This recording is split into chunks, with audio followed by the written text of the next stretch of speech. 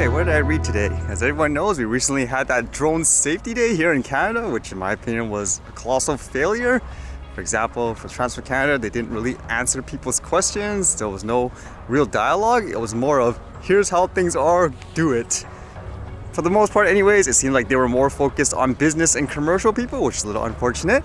But I guess basically in the US, they had an event as well from the FAA, and they basically had this video conference for National Drone Safety Awareness Week.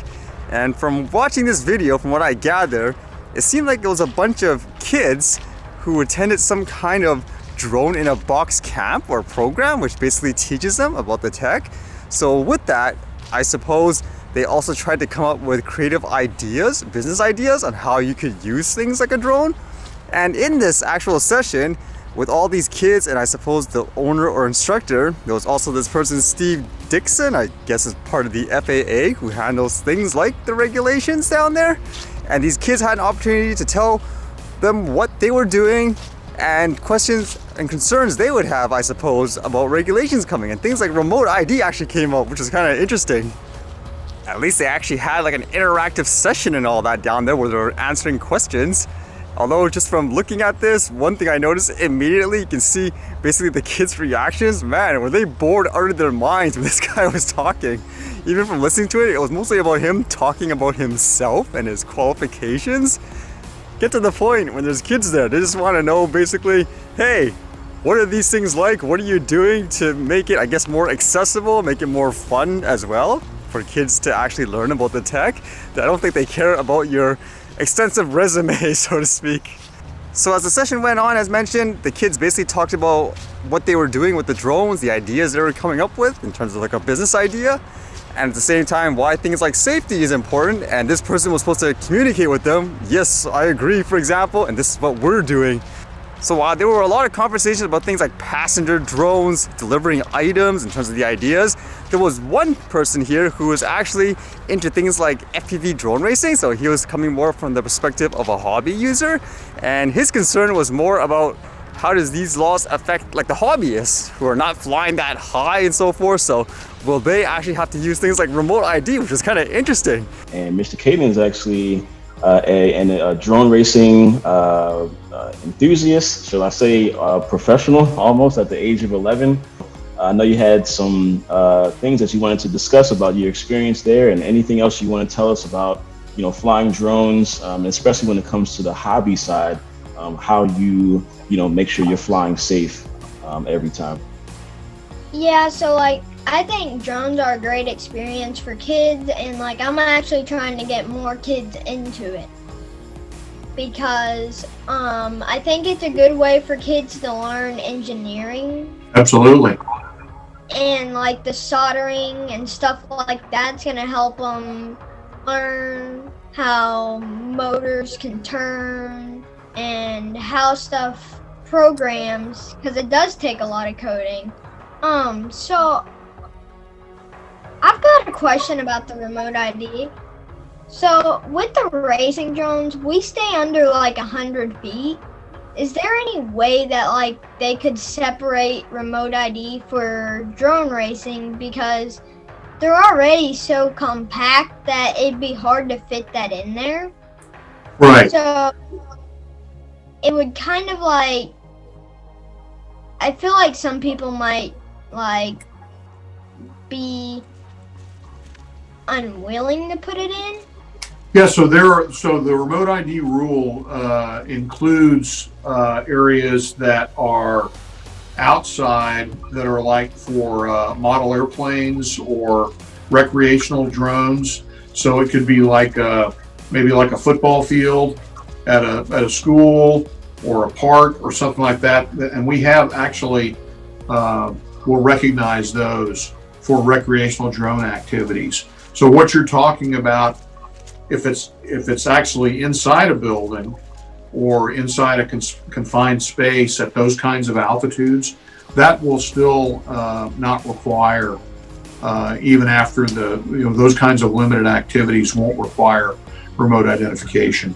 What we're talking about is really for broader scale applications, business applications, or things that are that are at higher altitude, more than 300 or 400 feet. You know, at a distance, maybe still within visual line of sight, but not in the kind of environment that you're talking about. That's more of a closed circuit type of activity. Awesome. Thank you. I was thinking too, maybe for things like generation gap knowledge. People even ask me when I do video conferencing, I usually sit in these chairs that actually looks exactly like the one this person's using, like a DX Racer chair. It's a gaming chair. If you ever see someone with this, you'll know you're dealing with someone who's into, like, say, tech and all that. So you better be prepared when you're talking to the person in that case. So I'm not surprised, like, this person's into the FPV racing and all that. So the person's general concern was actually what a lot of even adults would ask. For things like these drones, a lot of people probably wouldn't even want to install this stuff, and why would they when they're flying so low?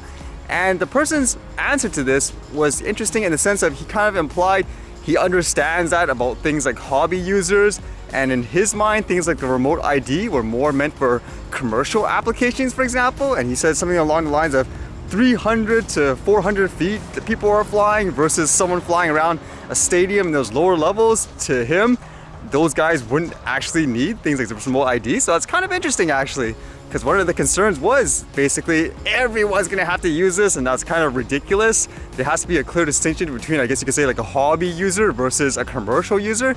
So I wonder if that will actually hold true.